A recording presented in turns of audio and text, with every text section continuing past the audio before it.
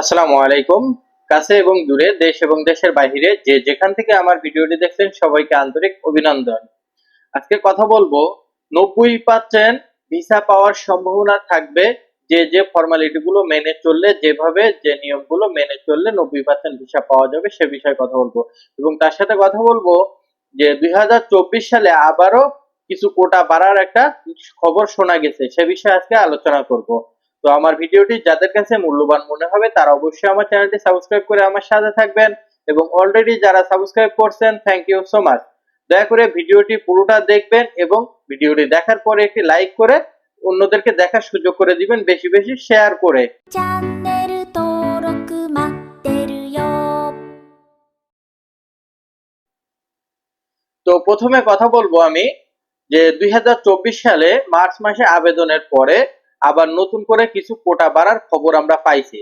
তো এই খবরটা এগ্রিকালচারে 30,000-এর মতো কোটা বাড়তে পারে এবং স্পন্সর ডোমেস্টিকে 8 থেকে 9,000-এর মতো কোটা বাড়ার একটা খবর আমরা পাইছি।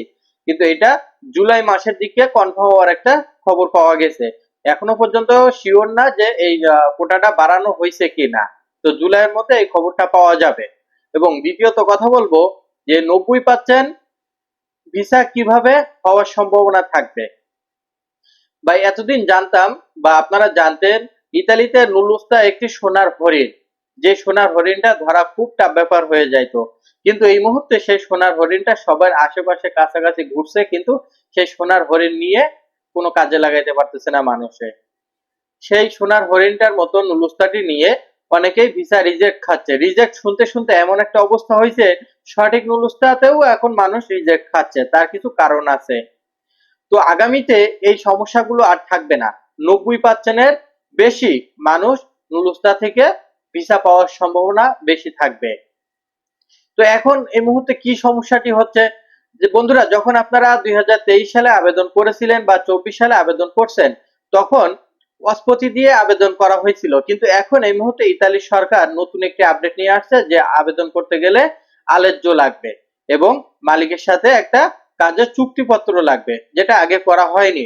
কিন্তু এর মাঝখানে আবার এইটা আপডেট করার জন্য ইতালি সরকার কি করছে, পেপুত্রা থেকে এটা বলে দিয়েছে যে যাদের নুলুস্তা উঠবে বা যাদের নুলুস্তা উঠছে, যাদের মনে হবে যে ইতালিতে কর্মের জন্য প্রয়োজন, যাদের ইতালিতে নিয়ে আসার সম্ভাবনা আছে, তাদের নুলুস্তাটি উঠানোর পরে একটা কমিউনিকেশন দিচ্ছে যে মালিকের মাধ্যমে আবেদনটা করা হচ্ছে, সেই মালিকের কাছে একটা মেইল পাঠানো হচ্ছে। সেই মেইলে কি চাচ্ছে, তারা আলেজ্জো চাচ্ছে বা মালিকের একটা চুক্তিপত্র বা আদার্স কিছু ডকুমেন্টস চাচ্ছে। তো এগুলো যখন সঠিকভাবে দিচ্ছে, সঠিকভাবে দেওয়ার পরে তারাই শুধুমাত্র ভিসাটা পাচ্ছে সেই নুলুস্তা থেকে।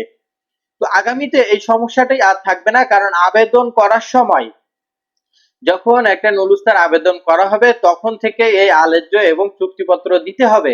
এই চুক্তিপত্র না থাকার কারণে সঠিক নুলুস্তা নিয়ে আপনি সঠিক নুলুস্তা নিয়ে ইতালি এম্বাসি থেকে ভিসা পাইছেন। ভিসা পাওয়ার পরে আপনি বাংলাদেশ থেকে টিকিট কেটে ইতালির উদ্দেশ্যে রওনা হয়েছেন।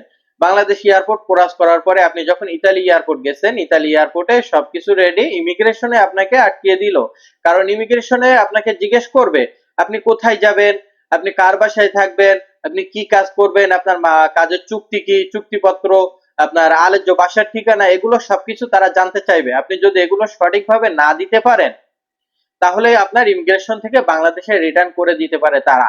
কারণ একটা দেশে আপনার বর্ডার থেকে, যেমন এয়ারপোর্ট কিন্তু একটা বর্ডার, তো এখান থেকে কোন লোক এয়ারপোর্ট থেকে ঢুকবে ইতালিতে, কারা ঢুকতে পারবে না সেটা নির্ধারণ করবে ইমিগ্রেশন পুলিশ। তাদের হাতে কিন্তু এতগুলো পাওয়ার আছে। তো আপনার কাছে এই আলেজ্জো নুলুস্তা থাকার পরও আপনার মনে হয়, যদি আপনার সন্দেহজনক মনে হয়, মনে করতে পারে যে আপনার কোনো ত্রুটি আছে, তার ক্ষেত্রেও আপনাকে রিটার্ন করতে পারে। তো এই মুহূর্তে যারা আবেদন করবেন, এতদিন তো আবেদনের মধ্যে এই আলেজ্জো বা মালিকের চুক্তিপত্র না থাকার কারণে আপনাদের এমনও সমস্যা হয়েছে ইতালিতে বিভিন্ন বড় বড় শহরে, রোম শহরে, নাপোলি শহরে, লাতিনা শহরে, ভিসেঞ্জা শহরে, এখানে কি হয়েছে, আপনি আবেদন করছেন, আবেদন করার পরে আপনার নুলুস্তা উঠছে, সেই নুলুস্তা নিয়ে আপনি ভিসা করছেন, ইতালিতে আসছেন, আসার পরে আপনি মালিক খুঁজে পাইছেন না, আপনি কার বাসায় উঠবেন এটাও ঠিক পাচ্ছেন না। তখন আপনাকে আবার নতুন করে টাকা খরচ করে আবার অন্য জায়গায় আপনার আত্মীয় স্বজন এদের সাথে যোগাযোগ করে আপনার কাজ ঠিক করে নিতে হচ্ছে। আপনি হয়ে যাচ্ছেন অবৈধ, বা অনেকেই কাজ পাচ্ছে না, সেক্ষেত্রে আপনাকে দেশে চলে যেতে হচ্ছে। তো এই কারণে ইতালি সরকার এই মুহূর্তে আমাদের বাংলাদেশের জন্য একটা উপকার করে দিছে। এটা অনেকের কাছে উপকার মনে হবে না, কিন্তু এটা একটু মাথা চিন্তা করে দেখলে, মাথা ঠান্ডা করে যখন দেখবেন যে এটাই আসলে উপকার।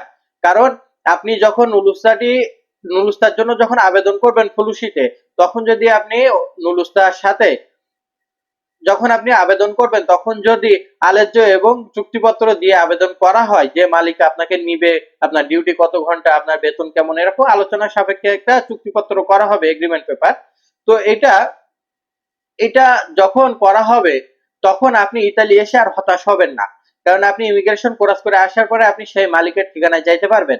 যদি আপনার মালিক যোগাযোগ না করে, যদি আপনার মালিক ওখানে আপনাকে অ্যাকসেপ্ট না করে, তাহলে আপনার কাছে তো সবকিছু প্রমাণ আছে, মালিকের কন্ট্যাক্ট পেপার আছে, আপনি সেখানে এখানে আবেদন করতে পারবেন, আপনি মামলা করতে পারবেন। সেক্ষেত্রে মালিক আপনাকে রিসিভ করতে বাধ্য।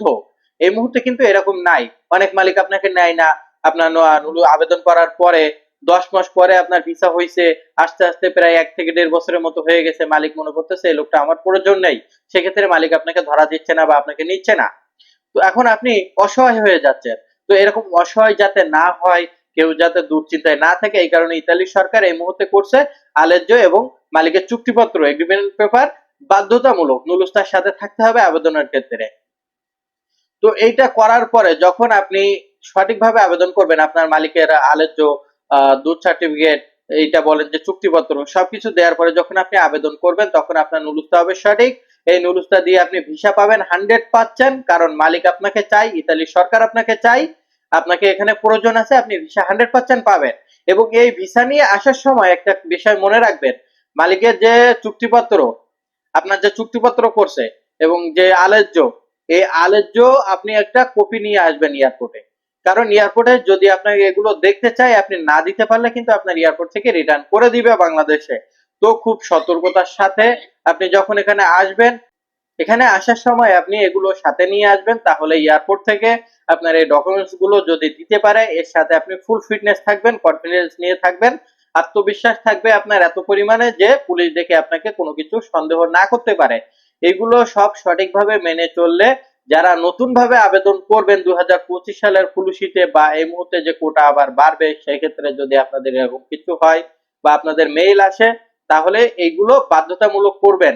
আপনার মধ্যস্থতাকারী আপনাকে এটা করতে পারে যে অস্পতি দিয়ে আবেদন করতে পারে, কারণ আলেজ্য নিতে একটু খরচ হয়, এগুলো মালিকের একটা চুক্তিপত্র নিতে খরচ হয়, আপনার মধ্যস্থতাকারী এটা খরচ না করতে চেয়ে উকিলের মাধ্যমে অস্পতি দিয়ে আবেদন করতে পারে।